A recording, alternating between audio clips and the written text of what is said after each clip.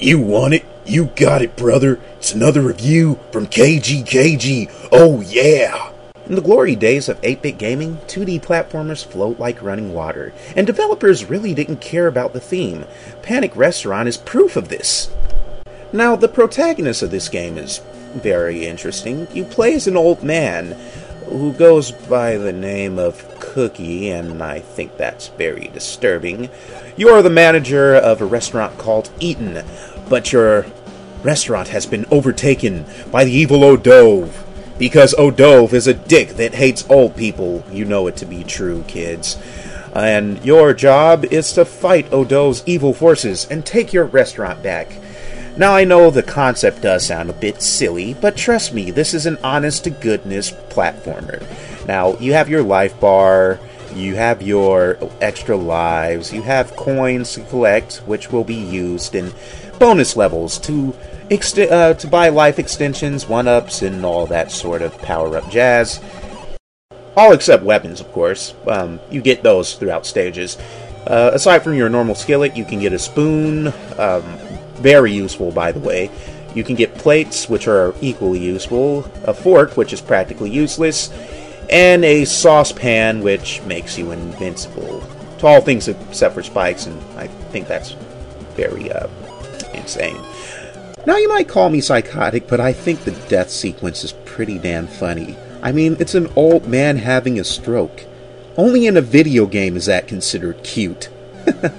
Look at him. Let's look at it again.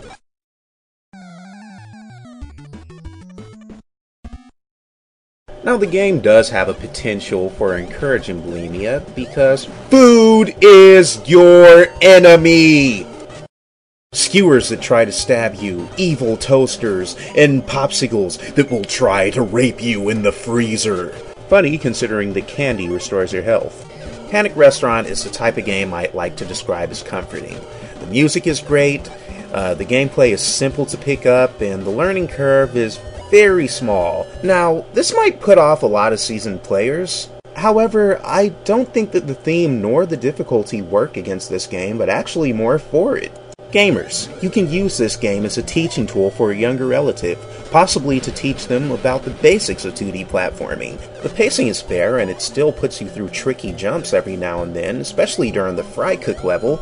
And as for aspiring game design students, you can take a page from the 8-bit era and see that we really had no restrictions in terms of how to set our games or where to set our games, or we didn't care about making them cool or for the masses.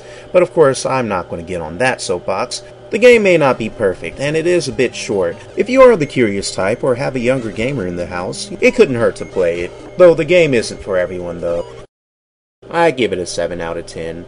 It's a quirky platformer with some awesome music, and it's very cartoony, though it does seem there are some parts where you might take force damage, and the jumps for the dessert level are a bit unfair.